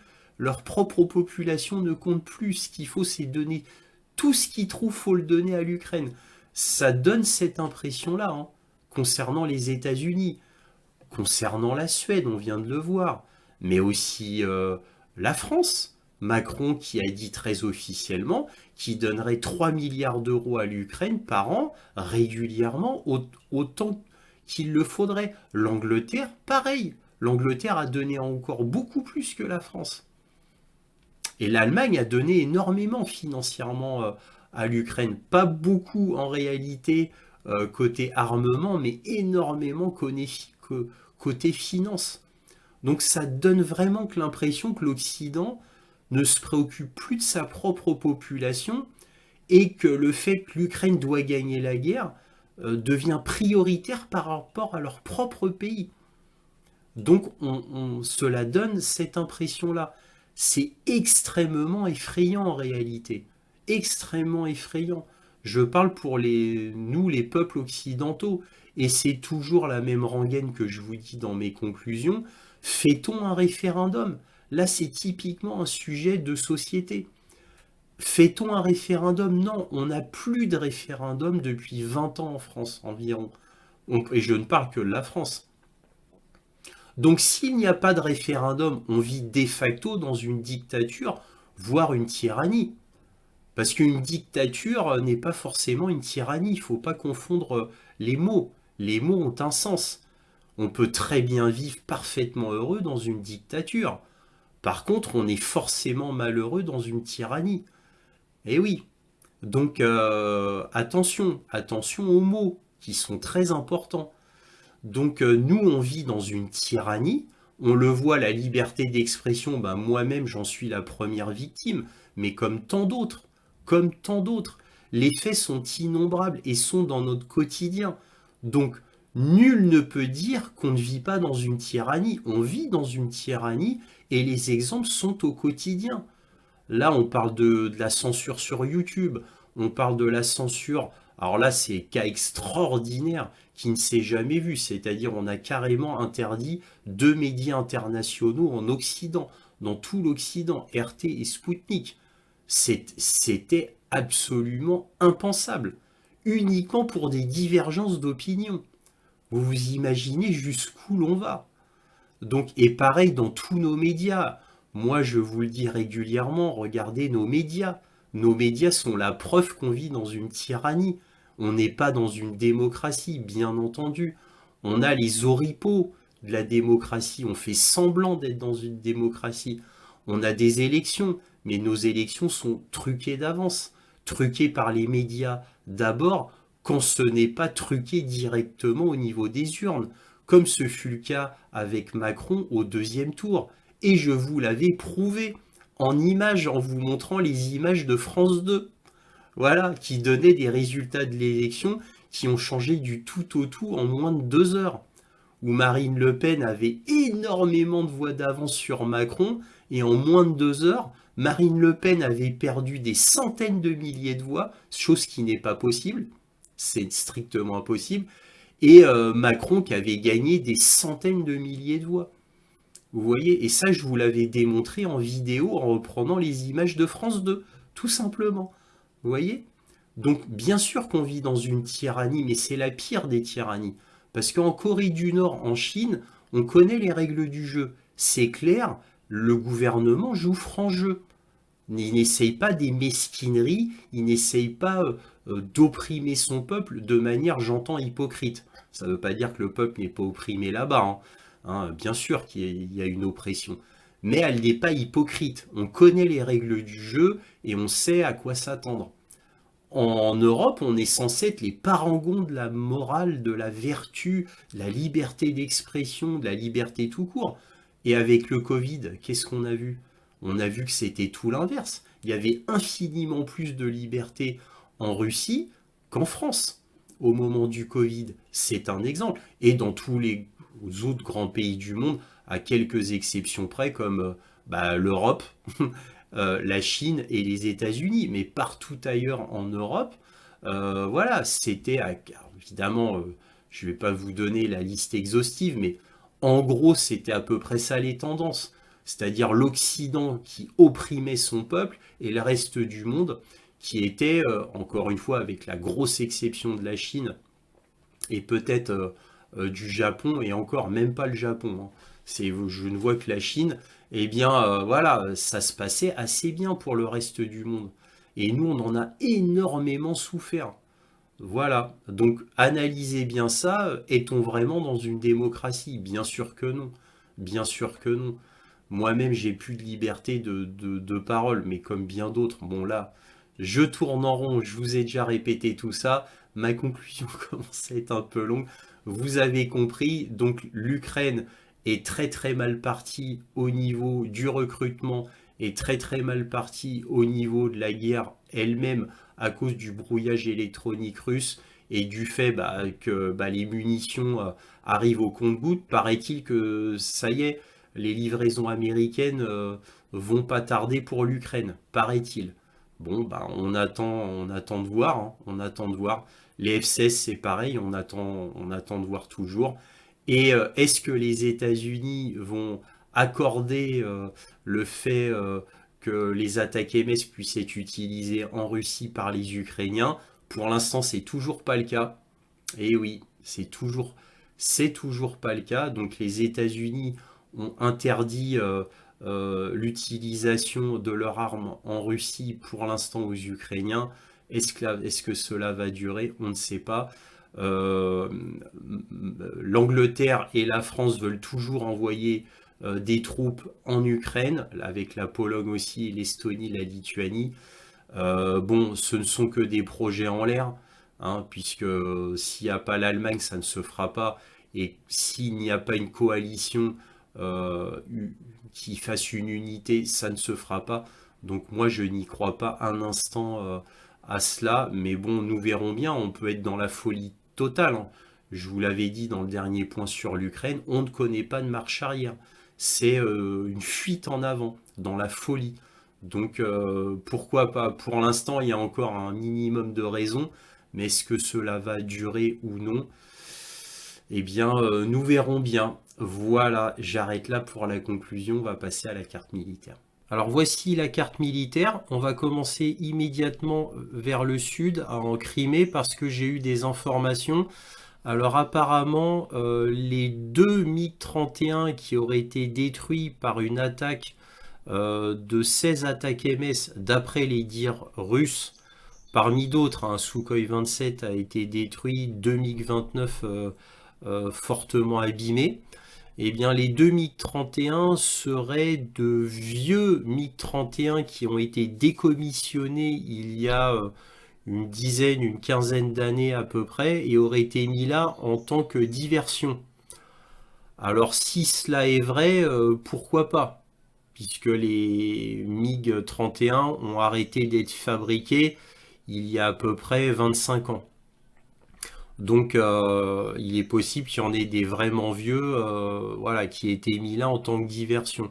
Alors maintenant, est-ce vrai, est-ce faux, je ne le sais pas, mais ça expliquerait pourquoi ils ont retiré tous les Sukhoi 34 et tous les Sukhoi 35 et qu'ils aient laissé là 2 MiG-31. Alors comme je vous l'avais dit la semaine dernière, ça n'avait aucun sens. Absolument aucun sens. Alors maintenant, il reste que plus que deux options. Soit ils ont vraiment laissé 2 MiG-31 là comme ça, alors que je rappelle que les MiG-31 sont des avions précieux qui ne sont plus fabriqués par les Russes. Les Russes passent à la nouvelle version, c'est-à-dire le MiG-41, mais ils ont besoin, vraiment besoin de MiG-31. Pourquoi ils auraient laissé ces deux MiG-31 côte à côte sur une base susceptible d'être frappée alors qu'ils ont retiré les Sukhoi 34 et Sukhoi 35? Bah, ça paraîtrait logique qu'ils aient mis deux vieux qui ne servent absolument plus à rien comme diversion. Alors maintenant, est-ce vrai, est-ce faux? Évidemment, ça, je ne le sais pas. Alors, bon, bah, les attaques, comme je vous avais dit la semaine dernière, qui étaient prévues pour traverser le Dniepr au sud, dans l'oblast de Kherson, côté ukrainien, bah, au final, ont été mornées, puisqu'ils les ont lancées, et à mi-chemin, ils ont retourné en arrière. Donc là, au moins, il n'y a pas eu de massacre côté ukrainien, ça c'est bien. Par contre, événement, des mois après, il n'y a que maintenant que les Ukrainiens reconnaissent que Klinky a été prise par les Russes. Des mois après, hein. Bon, ça c'est le côté rigolo ukrainien.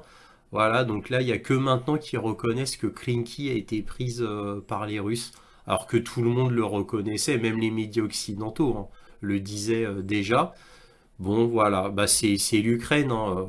C'est comme Bakhmout, hein. Bakhmout, ils ont mis des semaines et des semaines avant de reconnaître que ça a été pris par les Russes, hein. Bref, on continue. Donc là, dans la région d'Orerov, ici, bon, bah, vous savez que Rabotino a été pris, mais bon, ça c'était il y a déjà une semaine ou deux semaines, je crois. Il y a toujours beaucoup, beaucoup de combats, c'est pour ça qu'il y a le symbole rouge. Mais sinon, voilà, rien de spécial, pas d'avancée russe. Rien n'a vraiment bougé par rapport à la semaine dernière. Là, par contre, alors je vous dis tout de suite, sur cette nouvelle carte militaire, les Russes sont avancés vraiment presque partout. C'est assez impressionnant. C'est la première fois que je mets autant d'épingles rouges. Les épingles rouges veut dire des avancées russes. Je vous rappelle que les symboles rouges ici veut dire là où il y a les batailles les plus intenses.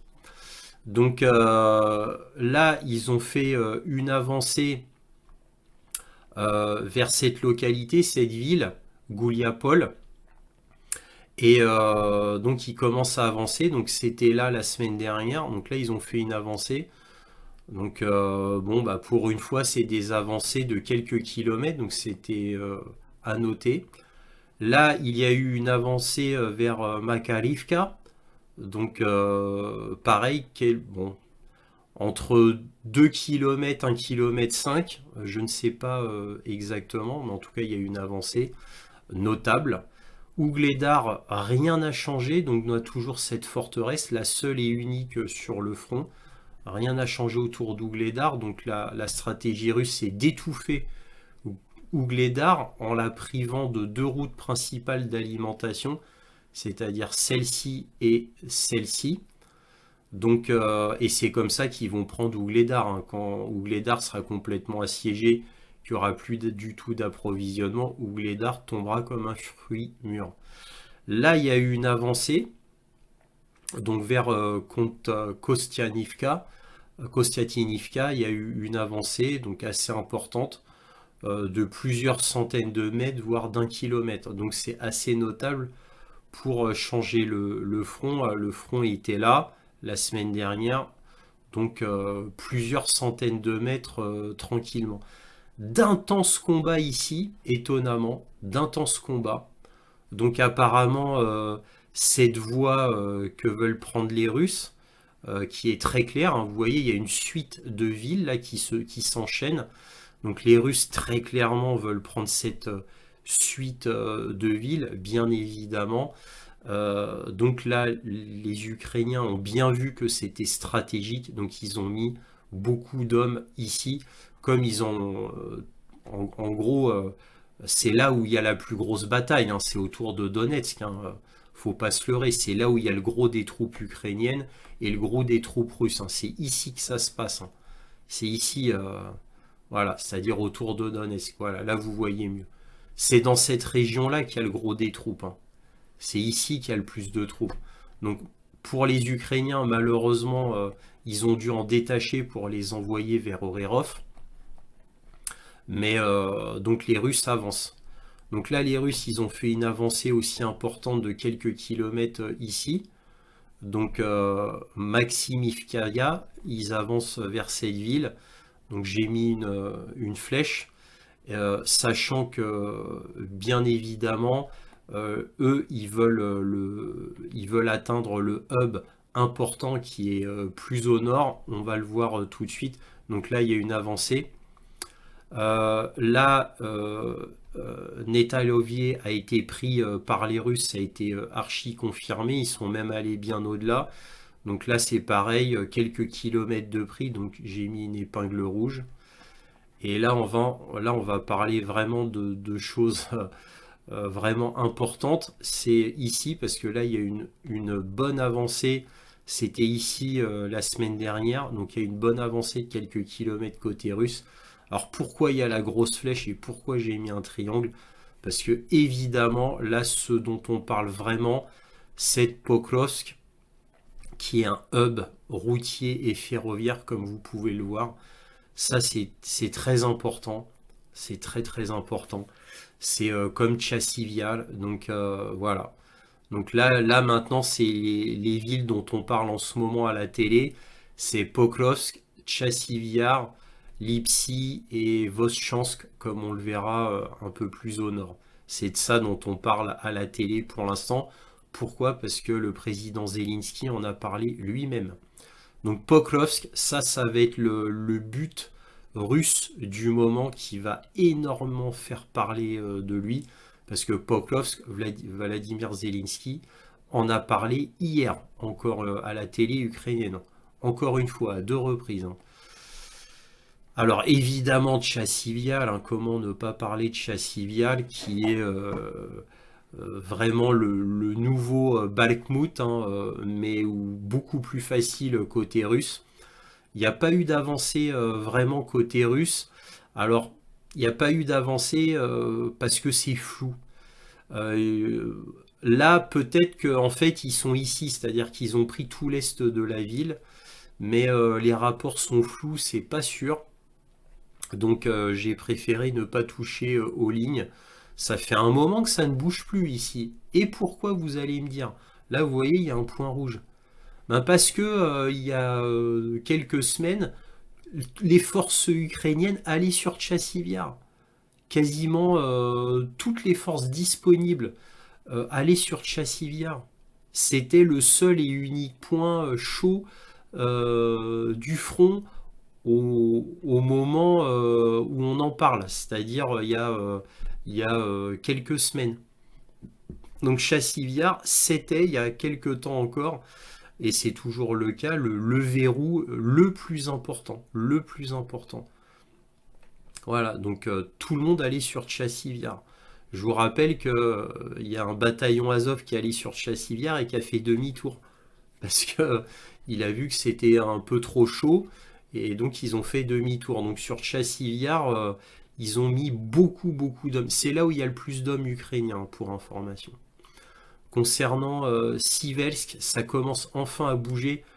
Ça faisait quoi? 7 mois, 8 mois que ça ne bougeait pas, que les lignes de front ne bougeaient pas, de manière notable, hein, j'entends.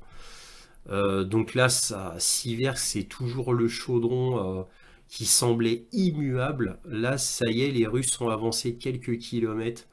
Bon, vraiment rien. Alors, quelques kilomètres ici, mais quelques centaines de mètres là. Alors, quand c'est quelques centaines de mètres d'avancée, là, je mets une épingle rouge. Sinon, ça vaut pas le coup. Donc là, enfin, des avancées côté russe. Alors, pour le reste, là, au niveau Kupiansk, c'est toujours pareil. Ça avance de quelques dizaines de mètres à la vitesse d'une tortue, mais ils avancent toujours invariablement. Paraît-il qu'il y a eu une avancée ici au sud de cette ligne de front, mais ça n'a pas été confirmé. Donc, moi j'attends les dires du ministère de l'Intérieur, de la Défense russe, avant de changer les lignes. Alors là, par contre, il y a eu des avancées. Il y a eu une avancée sur Vouchansk qui a été légère, mais réelle. Donc j'ai mis une épingle rouge. Donc vous voyez, c'est un petit peu plus enfoncé dans la ville. Là où l'avancée a été un peu plus importante, c'est vers Liptsi, pardon. Vers Liptsi, là, il y a eu une avancée un peu plus importante, donc j'ai mis une épingle rouge. Mais ça reste très léger comme état d'avancement. Voilà. Voilà ce qu'on pouvait dire sur la carte militaire où il y a eu exceptionnellement énormément d'avancées russes. Et là, vous avez pu voir où étaient concentrés tous les avancements russes, donc le centre-est de l'Ukraine, sans surprise, j'ai envie de vous dire. Donc les Russes avancent toujours et les Ukrainiens, ce qu'ils craignent, c'est qu'il y ait des Russes qui débarquent de l'oblast de Soumy, c'est-à-dire comme ça, et que les Russes fassent une grosse avancée soudaine sur Kharkov. Voilà ce que craignent les Ukrainiens. Bon, et encore une fois, je le répète, les Russes, d'ailleurs, Vladimir Poutine l'a dit officiellement. Donc il l'a dit officiellement, il ne veut pas prendre par les armes Kharkov, et c'est Vladimir Poutine qui l'a dit en direct. Voilà, et j'arrête là. Si cette vidéo vous a plu, un petit pouce, un abonnement, un commentaire pour me dire ce que vous en avez pensé. Éventuellement un petit don, lien dans la description, et si possible, prenez Buy Me a Coffee. Merci à tous de votre soutien à cette chaîne, et toujours, soyez curieux.